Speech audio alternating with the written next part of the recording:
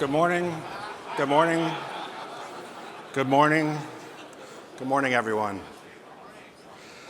I hope everyone had a wonderful day one of the RIC. We have another action-packed agenda for you today. First, I have a couple of housekeeping items. Please, for everyone's safety, please keep your personal items with you at all times. Unattended items will be removed by our security staff. Additionally, please also note that we will not be able to store bags tomorrow, the final day of the conference.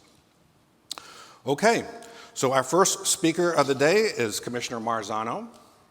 The Honorable Matthew Marzano was appointed by President Joe Biden and sworn in as a commissioner of the U.S. Nuclear Regulatory Commission on January 6, 2025, to a term ending June 30th, 2028.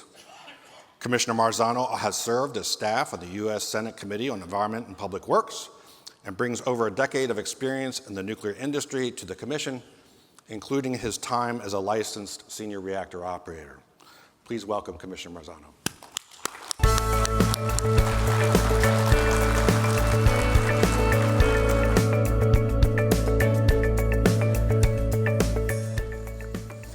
Good morning, everyone. Oh, that's a little loud. I got to tone it down a little bit. It's great to be with you here bright and early on day 2 of the NRC's Regulatory Information Conference. I'd like to begin by offering my heartfelt and sincere appreciation to my colleague, Commissioner Kroll, for graciously and without hesitation handing over his coveted 8 a.m. slot to me this year. Those of you who've been coming to the RIC over the past few years know that this hour has been closely associated with Commissioner Kroll. Not everyone is willing to make this kind of sacrifice for a colleague, so big thank you to Commissioner Kroll for showcasing the collegiality of the Commission. In all seriousness, it is my distinct pleasure to kickstart the day with you, and I want to welcome all of our distinguished guests, former commissioners, NRC staff, international guests, and everyone else joining here in this room and online. I also want to acknowledge all the work that goes into making this conference happen. It's no small feat. So thank you to all the RIC organizers and coordinators for another fantastic and fulfilling event. Also, for arranging this beautiful 70-degree weather we've been having. Last year was my first RIC as a commissioner, and we were celebrating the first 50 years of the NRC. And I'll tell you, I was really pleasantly surprised at how many people reached out to me afterward to talk about my references to Dungeons & Dragons and Monty Python and the Holy Grail, both of which were celebrating their 50th anniversaries last year too. Folks shared their favorite Monty Python quotes, and I think it's not because it's a timeless and classic movie, but there's power and connection in reminiscing, and reflecting and remembering the shared moments in our past that bring us all together.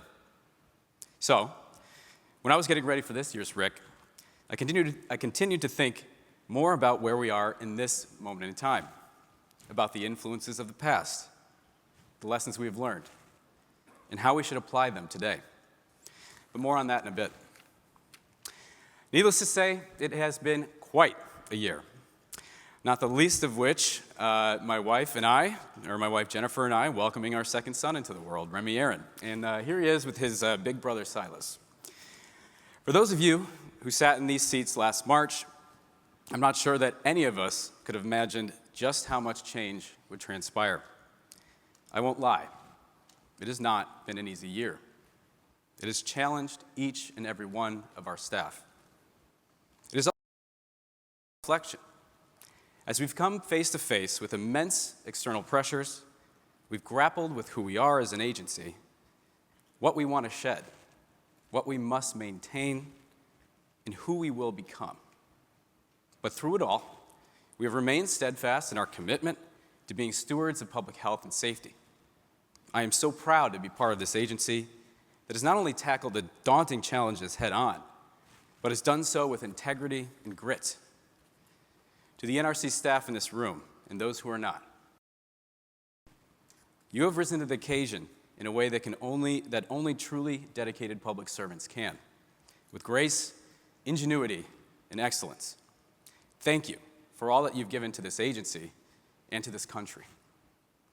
Last year, I've been able to meet so many of you, both across the road at headquarters and across the country in our regional offices and the Technical Training Center. I've been able to join you in all-hands meetings, elevator rides, open-door discussions.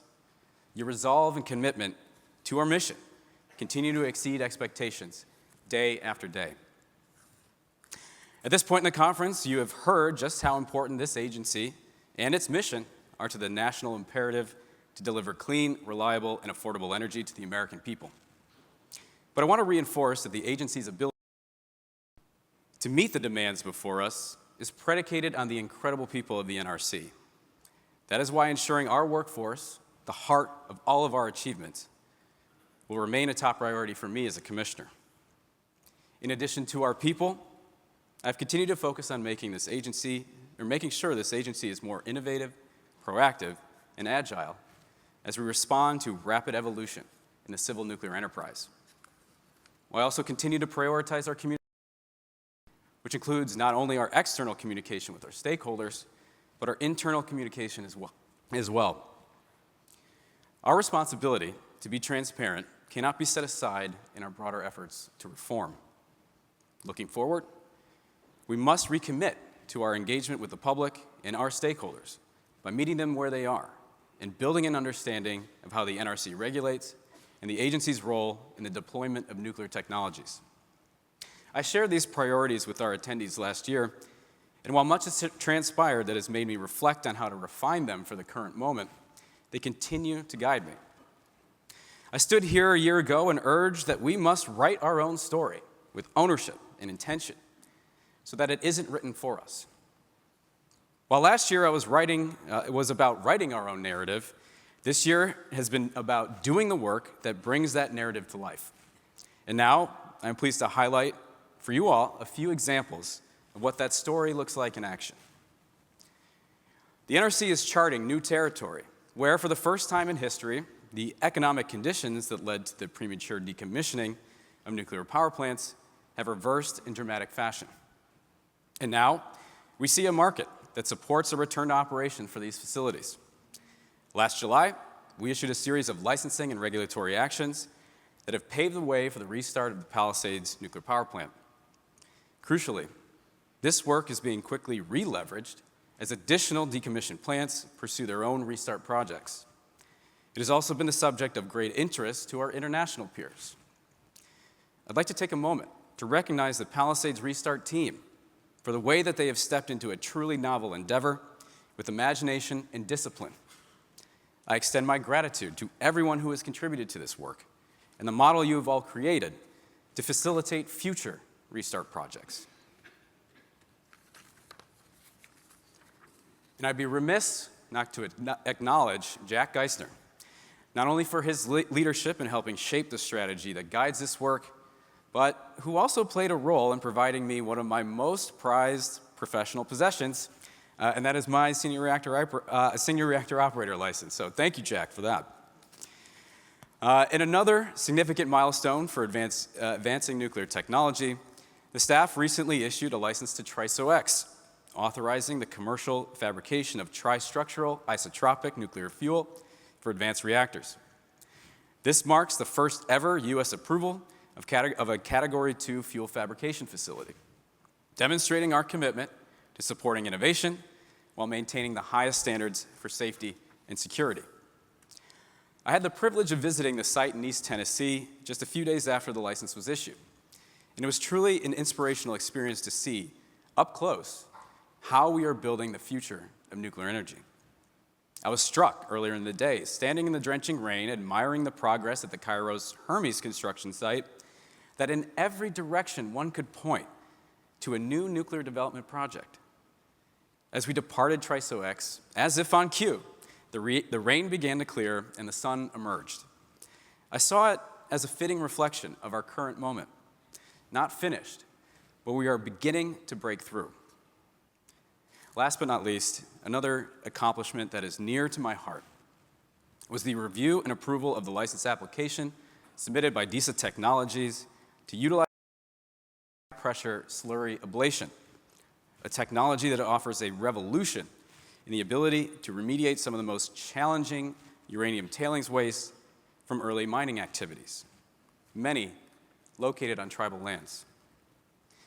Here, the staff enabled the safe deployment of innovative remediation technology, supporting both the environmental protection and the safe management of radioactive materials.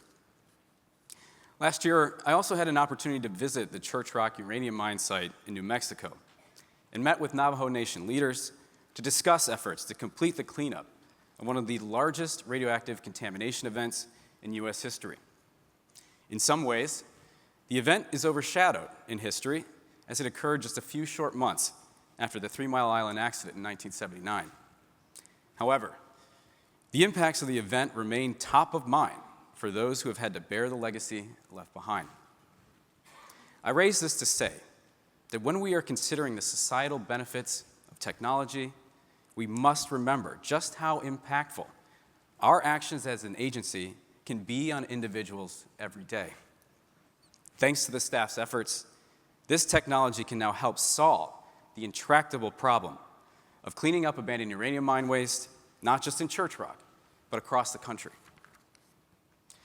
These are just a few examples of how the prospects for new nuclear are moving from concept to earned confidence. And NRC is not running to play catch-up. We are a key partner in making all of this a reality. The evidence of progress we can see today is the product of reforms that have in fact been underway for several years. And while the NRC is well down this path, much work lies ahead of us. Most notably, the enormous task of answering the ADVANCE Act and Executive Order 14300. The ADVANCE Act gave us a clear directive from Congress: modernize our frameworks, enable innovation, and ensure that our regulations support the safe and timely deployment of advanced nuclear technologies. But it also reaffirms the NRC's role as an independent safety regulator. Executive Order 14300 further called on us to undertake a wholesale review and revision of our regulations and guidance in a manner consistent with congressional direction. Specifically, the executive order calls on the NRC to, quote, consider the benefits of increased availability of and innovation in nuclear power to our economic and national security, in addition to safety, health, and environmental considerations.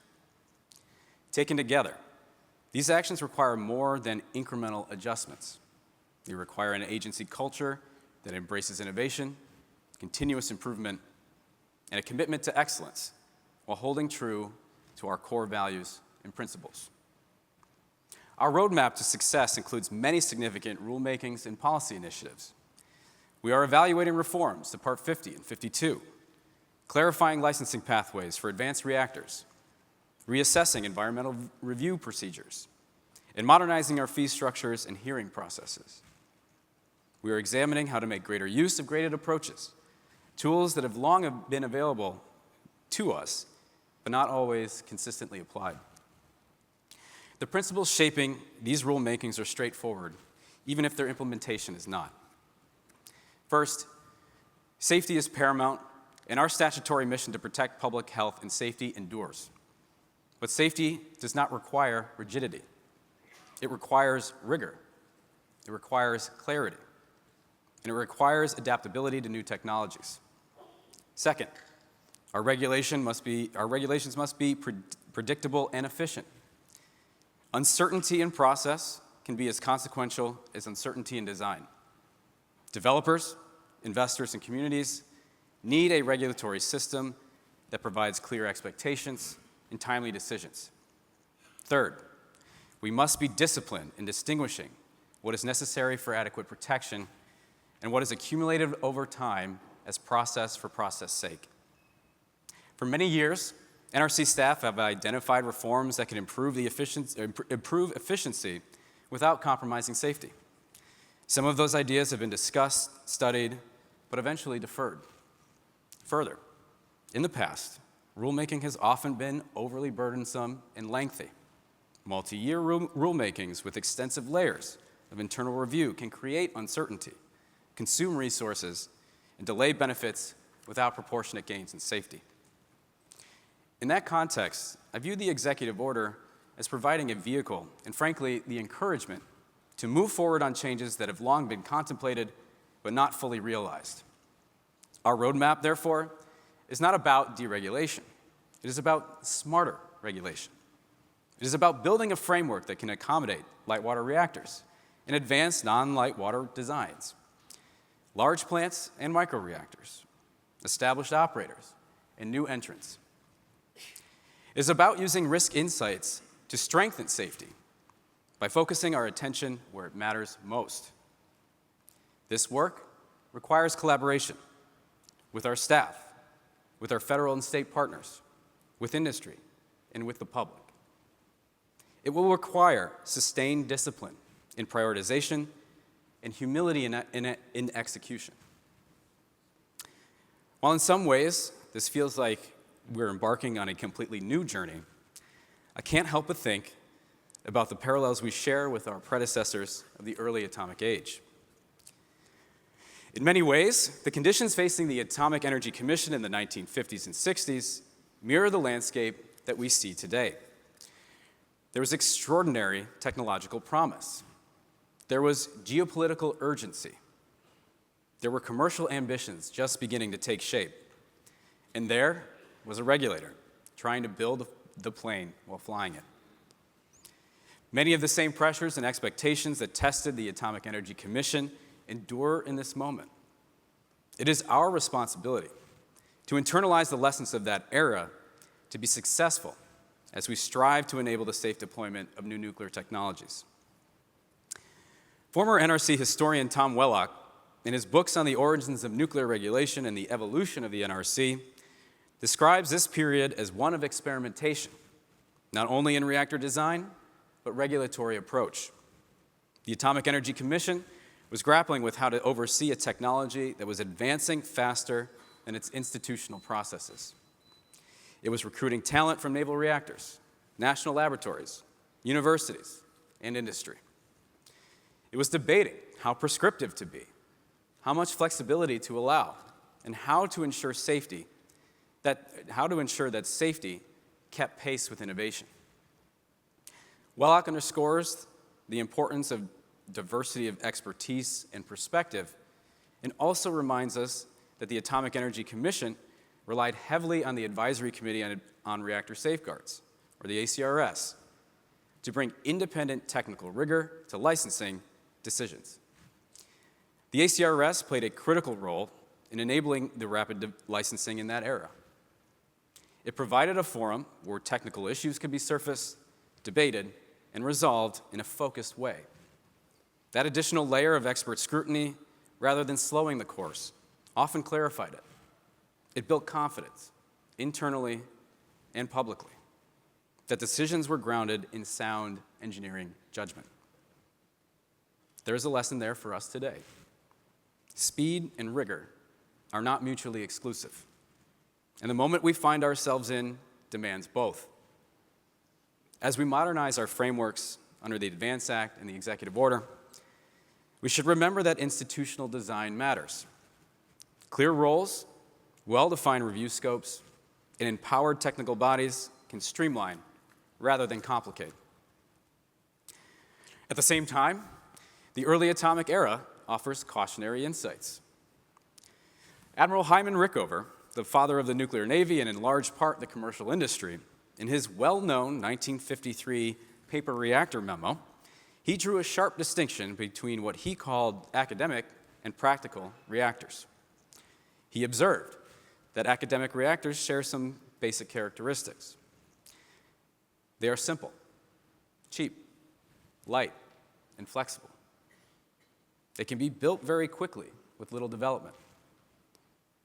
In contrast, practical reactors, he said, are complicated, expensive, and heavy. They require extensive development and engineering discipline on apparently trivial items. They take longer to build, but they are being built. Rickover's point was not to dismiss innovation. It was to underscore the difference between concept and execution. He insisted that safety and reliability are earned through testing, iteration, and operational experience. The early atomic era shows us both the power and challenge of rapid advancement. It demonstrates that institutions can adapt, recruit new expertise, and license new technologies in compressed timeframes, But it also reminds us that technical realism must anchor regulatory decisions. As I mentioned, the parallels are striking. Then, as now, the nation sought energy security, technological leadership, and strategic advantage. Then, as now, new reactor concepts promise to reshape our energy system. And then, as now, the regulator faced the dual pressures of enabling progress and ensuring protection. The difference is that we are not starting from scratch.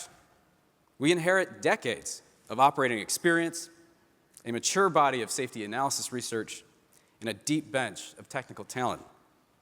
But like our predecessors, we must be willing to adapt, to broaden our expertise, and refine our approach. One thing is clear, and history has also reminded us of the immense responsibility and gravity of our craft. Nuclear energy is not an abstract policy debate. It is not a theoretical exercise in regulatory design. It involves real facilities, real communities, and real consequences. History has shown us, painfully, what can happen when production pressure overrides safety discipline, when transparency is lacking, when major design vulnerabilities are not fully understood or disclosed, and when operators are not equipped with the fundamental understanding of the systems they are entrusted to manage. Safety experts often describe protection through the Swiss cheese model, the idea that complex systems rely on multiple layers of defense, each with its own imperfections. An accident occurs not because one layer fails, but because the holes in multiple layers momentarily align.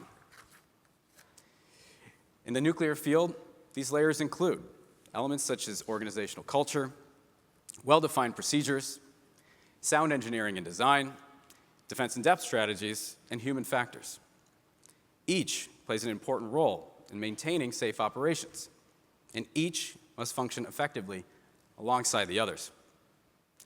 Historical events underscore the importance of maintaining strength across all layers.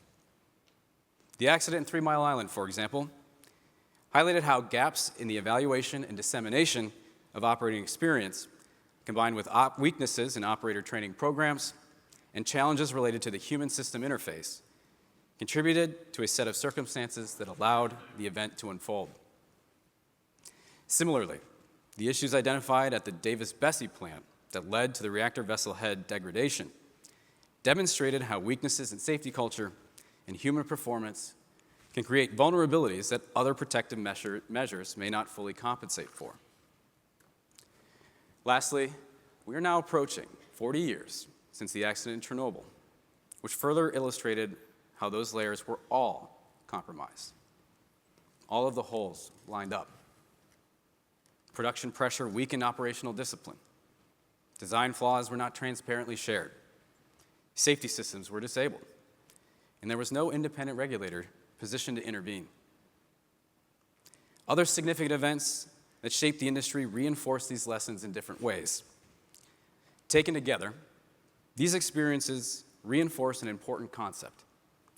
Maintaining safety in complex systems requires sustained attention across multiple dimensions. Strengthening any one layer is valuable, but the greatest resilience comes from ensuring that all layers remain robust, independent, and mutually reinforcing. As a former operator, I recall learning about these events in detail. We did so not to assign blame or dwell on the mistakes, but rather to understand their costs and to ingrain the principles and mindset to prevent them. As a personal note, some time ago I watched the HBO series about the accident on Chernobyl. Despite the creative license that comes with the screen adaptation of historical events, I want to share one scene that had a profound effect on me. That haunting moment inside the control room, immediately after the explosion. It shows the operators in stunned silence, staring at the control panels, unable to make sense of the alarms and indications that were signaling a catastrophe, something they had been told could not occur. As an operator in training, this scene struck me deeply, capturing the most dangerous moment an operator can face. This visualization served as a reminder of the gravity of the work we do, binding each and every nuclear professional to a shared sense of responsibility. So at this point, you may be asking yourselves, why are we talking about this history? Why bring up these examples? And the reason is simple. The lessons of the past remain relevant to the work we do today. They remind us that safety in complex technologies is not something achieved once and assumed thereafter. It must be sustained through constant attention and learning. Our mission is to assure safety, but also to regulate the use of atomic energy so as to make the maximum contribution to the general welfare. Those words, written into the Atomic Energy Act and carried forward in the Energy Reorganization Act, reflect a deliberate balance. They acknowledge both the promise of the technology and the need for careful stewardship in how it is used. Today, the potential benefits of nuclear energy are again prominent. At the same time, experience reminds us that the consequences of failure can be significant. Our responsibility, therefore, is not to choose between enthusiasm and caution, but to have the discipline to hold both in view. Maintaining that balance between progress and prudence is central to fulfilling the mission entrusted to this agency. And that brings me to the natural question. How are we going to do this? How do we implement the ADVANCE Act, respond to the executive order, modernize our processes, and maintain or even strengthen our safety mission? First, embracing innovation. We must be willing to experiment and learn by doing. Innovation does not mature in theory alone. The Department of Energy's Advanced Reactor Demonstration Program and the pilot projects underway are, in many respects, a sandbox, an environment for trial, iteration, and yes, occasional failure. That is not a weakness of the system. It is a feature of responsible technological development. Some concepts will prove less viable than expected. Some engineering challenges will be harder than anticipated. Learning from those outcomes is precisely how complex technologies mature. But as we engage with these demonstrations, we must keep firmly in the mind the thoughts of Admiral Rickover. Designs on paper are elegant. Real reactors are unforgiving. Second, defining our culture. Regulation, while supported by science, is also an art. The regulatory craft depends on habits of mind as much as on procedures and data. Throughout our history, it has often been the willingness of individuals, both NRC staff and licensee personnel, to raise concerns, to press for clarification, or to highlight emerging risks that strengthen our decisions. A questioning attitude is one of our most important safety tools. We must cultivate an environment where staff feel empowered and expected to ask hard questions, challenge assumptions, and surface dissenting views. Our culture must also be defined by our principles of good regulation. Last year, the Office of the Executive Director for Operations led an initiative to reframe our interpretation of guidance versus consultation. And this is an excellent example, speaking directly to our clarity and reliability principles. I commend the staff for their contributions to this effort, as we are already seeing an improvement in the quality of our communications with applicants and licensees. Third, investing in people. If we are going to effectively regulate advanced technologies, we must understand them deeply. It requires expanding expertise across the board, and especially in novel aspects of the technology we regulate. The NRC's Technical Training Center plays a central role in this effort. The TTC is not just a classroom facility. It is a cornerstone of regulatory excellence. It ensures that inspectors and reviewers share a common technical foundation. As technologies evolve, so too must our training programs. Continuous learning is not optional in this environment. It is essential for maintaining credibility and competence. I had the pleasure of visiting the TTC just a few short weeks ago. And I just have to note that this facility is truly one of a kind.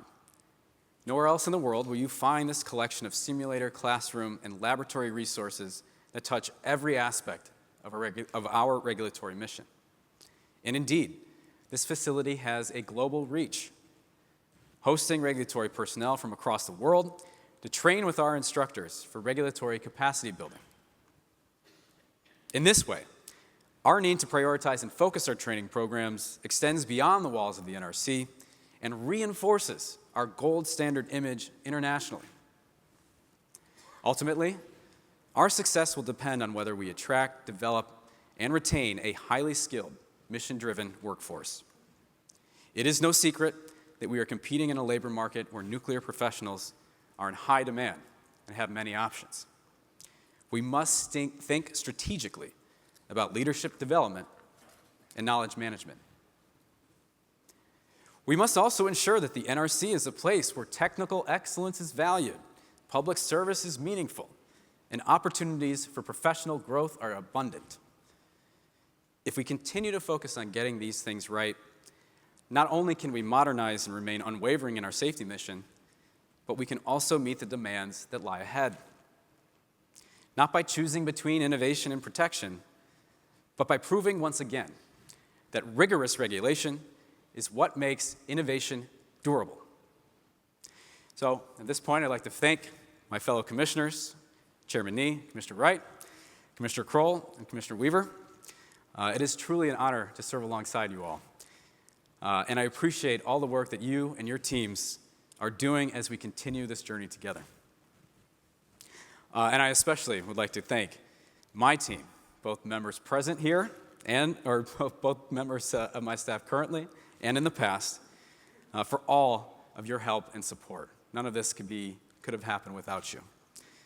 So, Patty Jimenez, Tyler Lynch, Becca Susko, Sophie Holliday, Sheldon Clark, Amanda Leatherman, Stephanie Morrow, Hector Rodriguez, Greg Warnick, Michelle Bales, Shakur Walker, and Alicia Bone.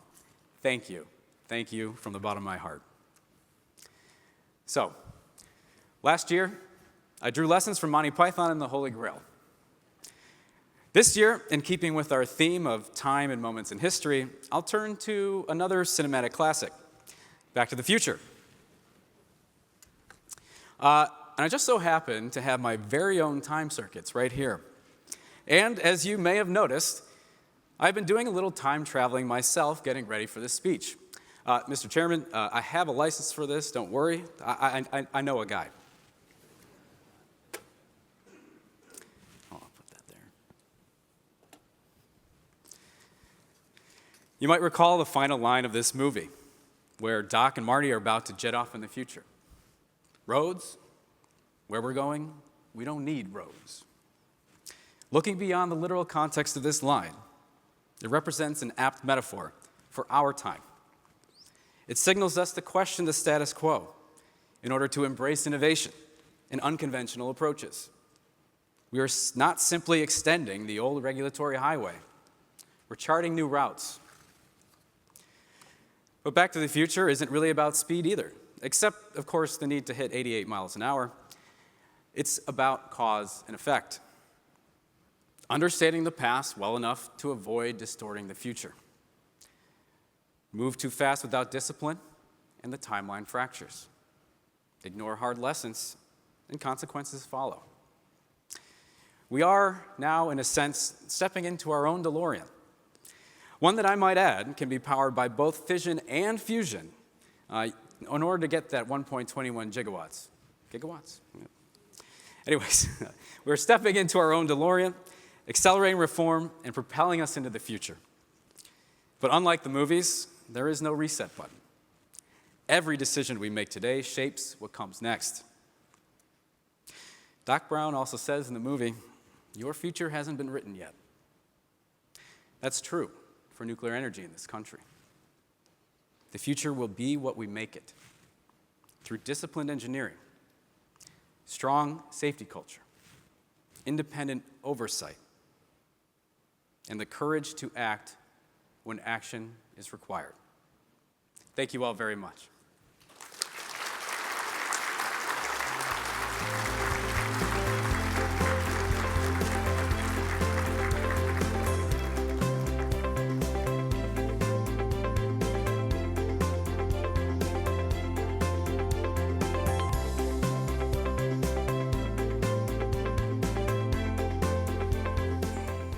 Okay.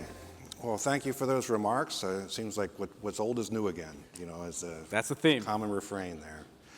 I noticed in your talk you referenced your qualification as a senior reactor operator a couple of times, and I think that's a unique experience for the current commission. And I was wondering if you'd like to expand on what that means to you. Yeah, as I mentioned, it is my most prized professional achievement. And really, when I think about this license, especially now in this role, I've had this unique perspective where I've been able to see both sides of this piece of paper and what it means.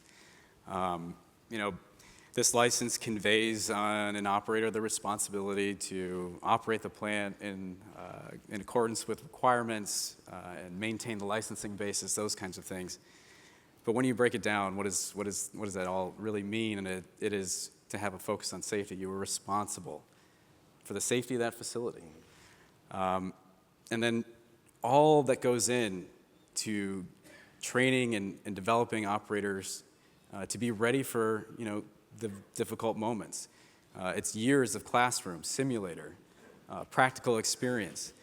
You just develop a very deep appreciation for the day-to-day activities that those operators are doing right now to keep the lights on in this room and elsewhere, and to keep us all safe.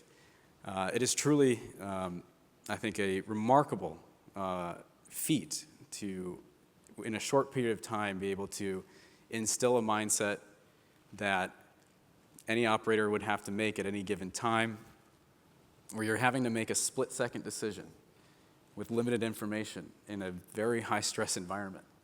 And so it's a remarkable, from that side. And then, being in this role, you see everything else that goes into supporting, not just operator licensing, but the safe operation of those plants.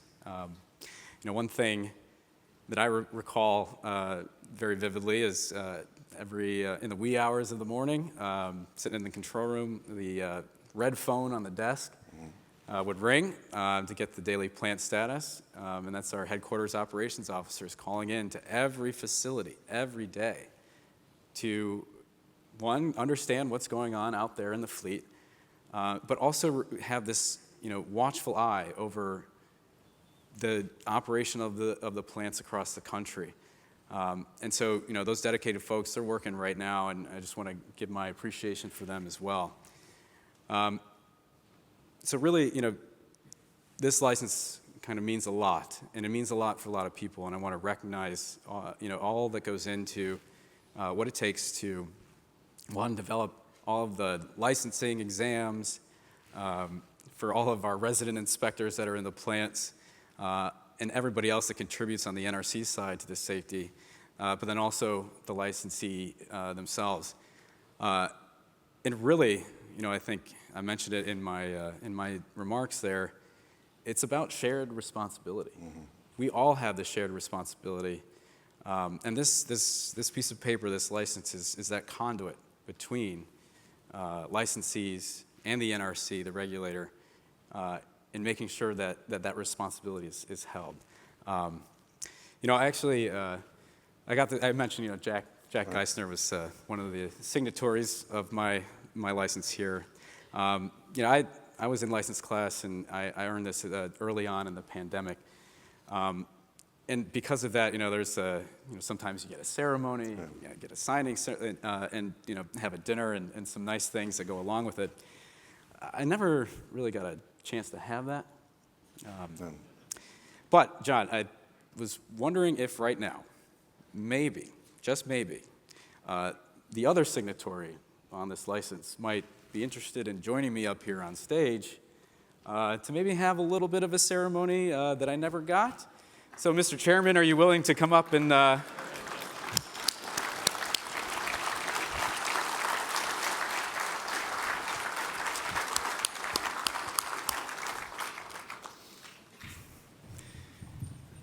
I'm honored. Yeah, so the signatories to my license is Chairman Svinicki and one Ho K. Ni, Director of the Office of Nuclear Reactor Regulation. Thank you very much.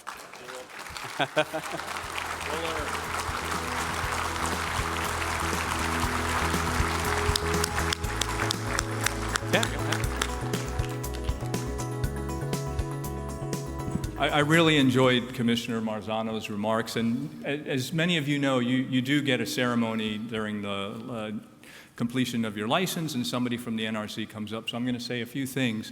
When I listened to your remarks intently, I really enjoyed them very much, Commissioner. Thank you. And two things came to mind. One was that years ago I was being interviewed for a congressional inquiry at the NRC, and they asked me, what's the NRC about? And I said, well, it's a group of really dedicated nerds working outside the Beltway on nuclear safety. And I will say, you fit right in.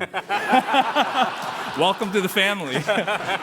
But then the other thing I have to convey to you, so you don't know this yet, but we did a wholesale review of all the records and documentation associated with your license, and we found a discrepancy with your written exam. So we have cleared your calendar of bilateral meetings this afternoon, so if you want to hold on to that, you're going to need to retake your written exam later. Okay. Okay? All right. Well, I wasn't expecting that today, but I'll rise to the challenge. Thank you.